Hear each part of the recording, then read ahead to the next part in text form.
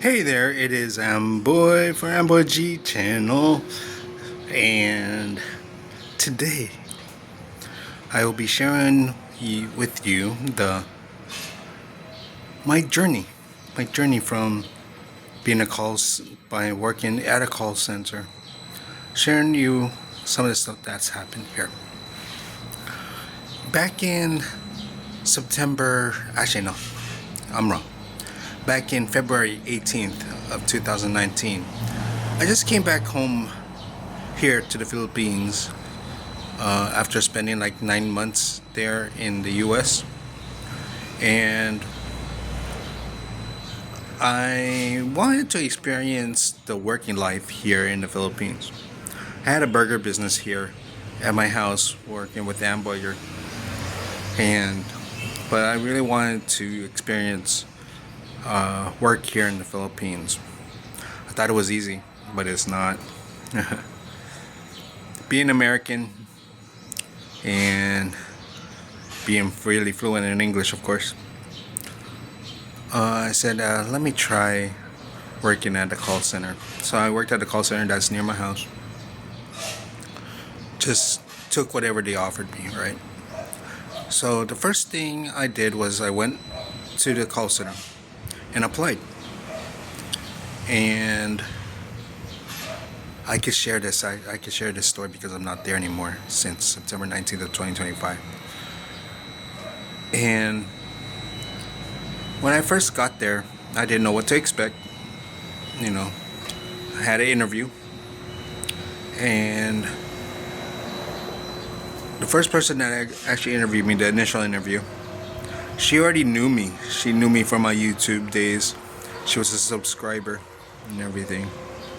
And she interviewed me, and the interview went fine. And when the interview actually was finished, she explained to me that she didn't want to interview me. And I asked her why. Because she knew me. And she asked me if I had a YouTube channel. I told her yes. Then she was like, "Yeah, I know you, Amboy." And I didn't tell her my name actually. And she just came out, "Yeah, I know you, Amboy. I'm a subscriber to your channel. I love your content." And I was like, "Oh wow, no way." Yeah, and when she was, I guess it was her cousin or brother that had a business, and I featured their business on my channel. That's where she first met me. So, of course, I passed that initial interview. Then told me to come back later that evening, and I did. And I had another interview,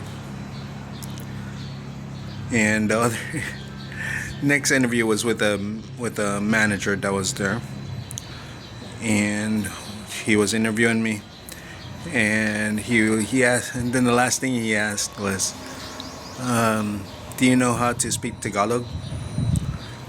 And I was like, "Yeah." Then he told me, "Stop na lang natin yung kolokohan na to. Mag-Tagalog na lang tayo."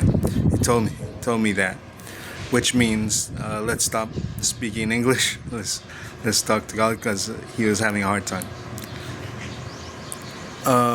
So he passed me. Then I had another interview, which was uncommon, which I found out those 3 interviews. It was with the general manager, and it was the account manager, and he wanted to test out my sales skills. Only because the account they're interviewing for was a sales account for AT&T. For AT&T Uverse. And he gave us a sheet where it had cell phones and everything, and all the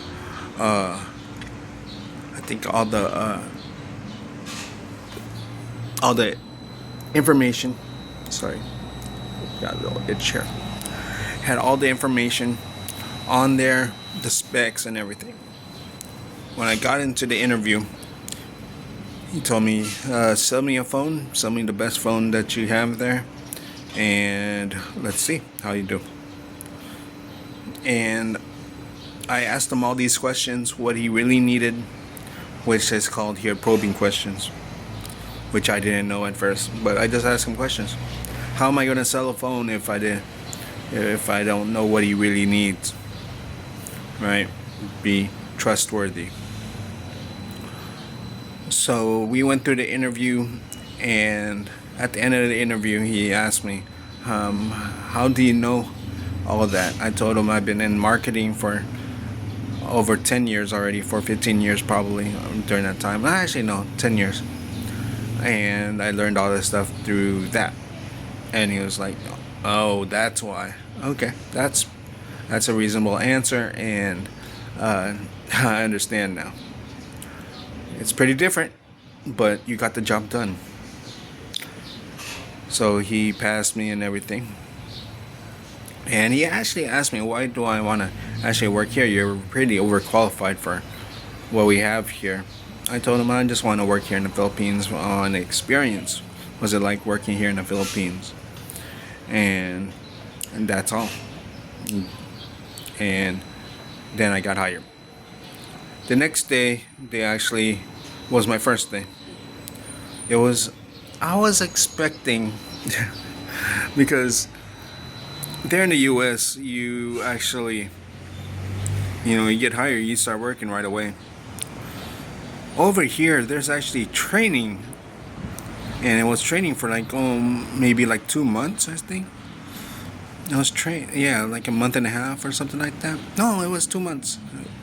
It was 2 weeks of FX communication, and then 6 weeks of PST, product service training, knowing the product. So there was training, and I wasn't accustomed to that. So they assigned me to a room and everything, and I had other people that was in there, and it was, of course, I wasn't used to it, doing like mock calls and all that. It was kind of weird, and it was kind of hard for me actually having a training like that. I was so used to just getting hired and then start working right away, and then learn on the fly. But over here, since the Philippines is actually so focused, or they prioritize education. They want to know that the people that they hire knows their stuff before they start taking calls. So for 2 months, those training, and it was paid.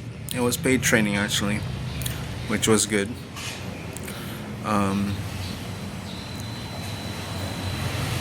And I was always getting questions because I speak good, right? And as you can tell, I speak good here.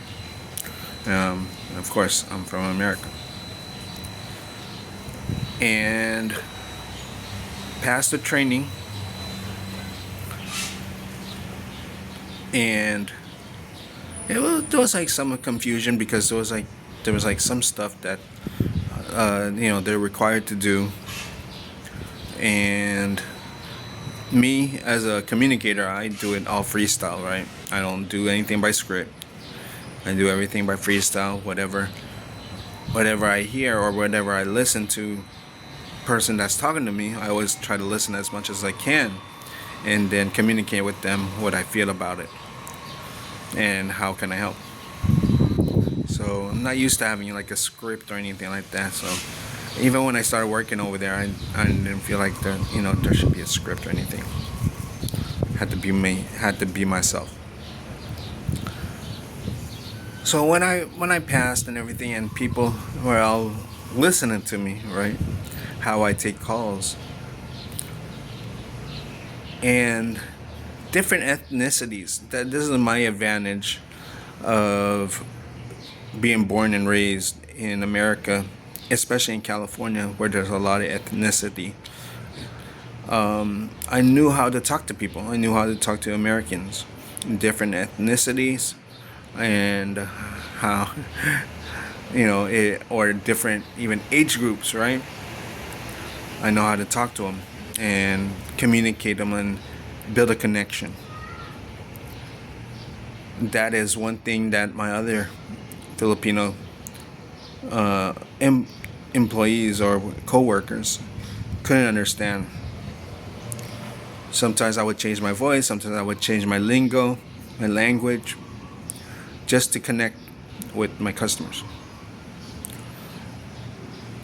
And yes, I would get good surveys. I was good on surveys, customer service wise. Was it perfectly processed in a lot of my calls? No, of course. I was not one of those people that likes being perfect all the time. I'm a freestyler, person that just communicates and connects. Connection is the key. Now, for 4 months, I was taking in calls. I actually got promoted as a trainer. When I was training, I'm not a person that sticks to the process, especially their process. But here in the Philippines, that you need to do it. I'm a person that is creative, and if you get me out of the creativity mindset, you're not getting the whole full me. No. When I was a trainer, my trainees, they're like, wow, it's like we're talking to a real American, when we're practicing mock calls, right? I would give them situations, real situations, not no fake situations or easy situations. Sometimes I would scream at them and yell at them like a customer, just to get them used to what kind of calls they're going to be getting. And whenever they get those kind of calls, they're not in shock. They always tell me I would be the best trainer that they ever had, especially the ones that had experience, BPO experience, call center experience.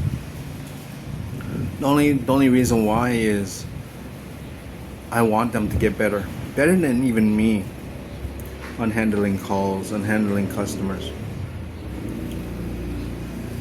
And they always look at my calls and everything, and they're like, wow, that was amazing. Right? Even there was some stuff that I would do that is not right with management, but I didn't really care. I'm not a political guy, right? One of the reasons, and also, then work from home during pandemic days, and when I came back on site, started working as an agent, of course, and then they got me back on the training team. When I get back on the training team, I'm doing my thing, right? And one of the things that actually disrupted me with the new training team that was there to take over was the process. Our manager was not into creativity. He just wanted to get the process done, have passing scores, and that's basically it. Me, I wanted the right way it's done. Passing scores, if my trainees were not passing only because of a specific reason, I will fail them. But if you're trying and I see that, you have a chance with me. But one thing I am a pretty fun trainer. I had games, I had creativity. Some of the stuff that they use there in their training teams right now is some stuff that I've thought of and it got passed on to them. So I'm not a copycat, you guys. I am not a copycat. I'm somebody that's original, that loves to teach, that loves people, and doing it the right way. Give them reality. Now, I'll end it there.